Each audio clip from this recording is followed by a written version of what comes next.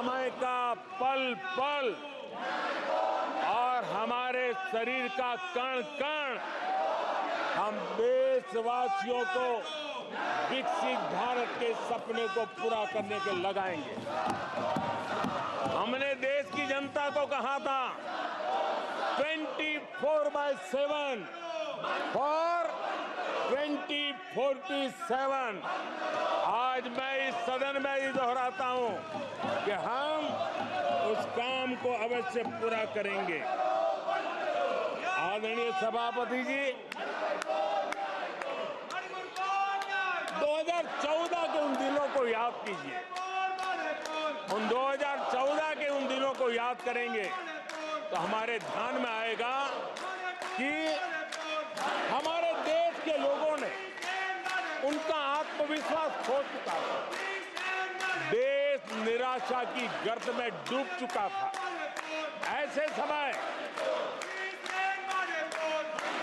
2014 के पहले देश ने जो सबसे बड़ा नुकसान भुगता था, जो सबसे बड़ी अमानत खोई थी, वो था देशवासियों का आत्मविश्वास।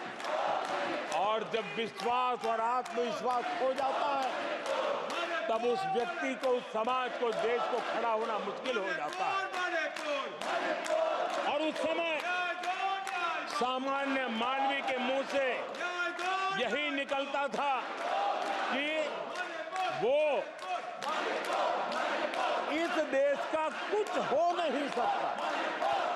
उस समय हर जगह पे ये 7 शब्द सुनाई देते थे, इस देश का कुछ नहीं हो सकता। यही शब्द 2014 के पहले सुनाई देते थे। भारतीयों की हताशा के इन 7 शब्द एक प्रकार से पहचान बन गए थे। उस समय आए दिन अखबार खोलते थे तो घोटालों की खबरें ही पढ़ने को मिलती थी और सैकड़ों करोड़ के घोटाले, रोज नए घोटाले, घोटालों से स्पर्धा, ये घोटालेबाज लोगों के घोटाले, इसी का एक कालखंड था।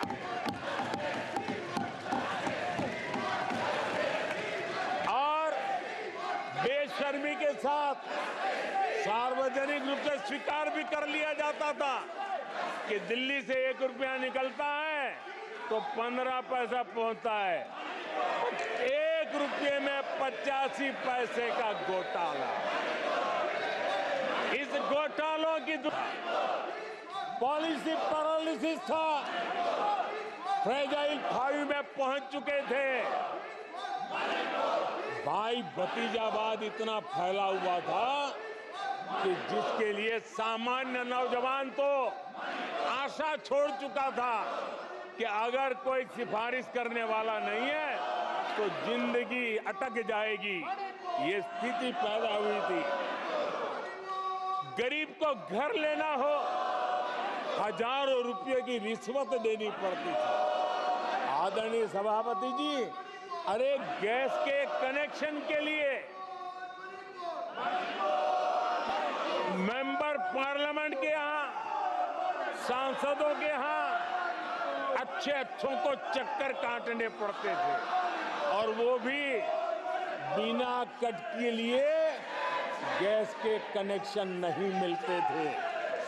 आदरणीय सभापति जी, मुफ्त राशन भी पता नहीं कब बाजार में दुकान पर बोर्ड लटक जाए, हक का राशन नहीं मिलता था, उसके लिए भी रिश्वत देनी पड़ती थी।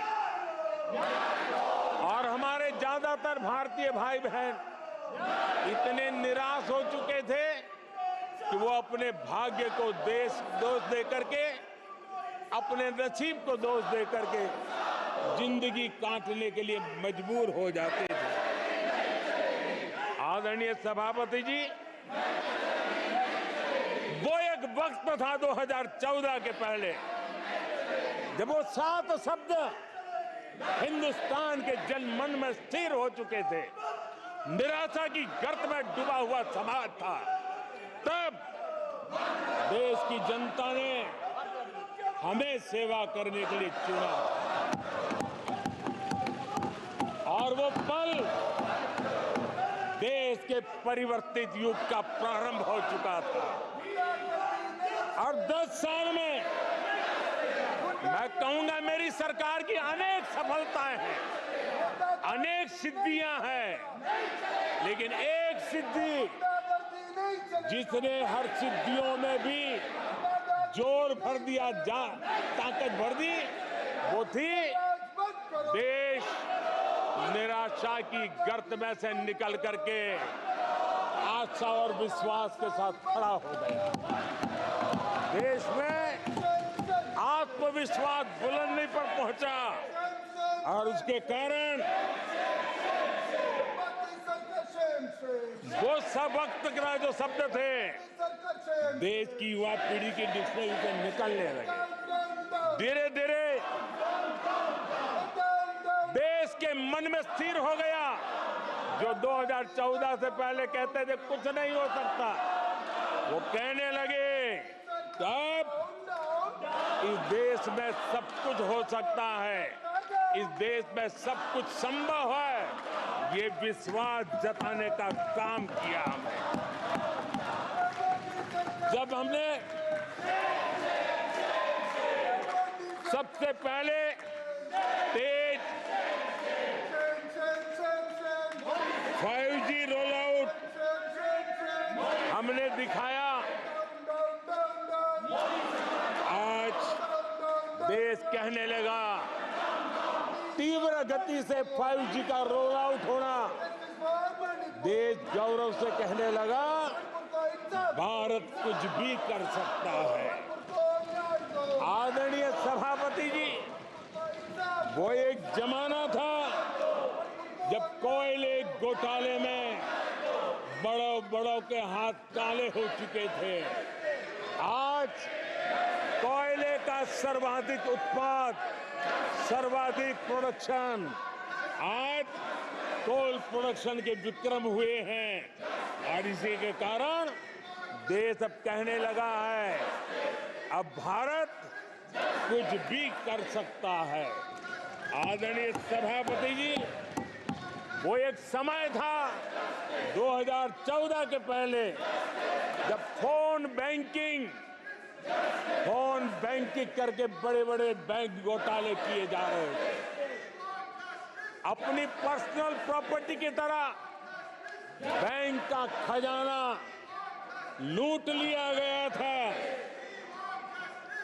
आदरणीय सभापति जी, 2014 के बाद नीतियों में परिवर्तन, निर्णयों में गति, निष्ठा, प्रामाणिकता की और उसी का परिणाम है दुनिया की अच्छी बैंकों में आज भारत की बैंकों का स्थान बन गया।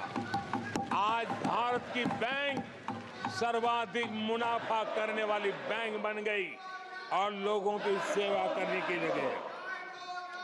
आदरणीय सभापति जी, 2014 के पहले वो भी एक वक्त था कि जब आतंकी आकर के जी चाहे वहां, जब चाहे वहां हमला कर सकते थे।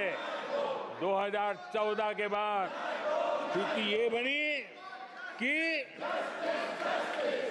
जब वहां उस समय 14 के पहले निर्दोष लोग मारे जाते थे, हिंदुस्तान के कोने कोने को टारगेट किया जाता था और सरकारें चुपचाप बैठी रहती थी, मुंह तक खोलने को तैयार नहीं थी। आज 2014 के बाद का हिंदुस्तान घर में घुसकर मारता है, सर्जिकल स्ट्राइक करता है, एयर स्ट्राइक करता है और आतंकवाद के आकाओं को भी सबक सिखाने का सामर्थ्य दिखा दिया है।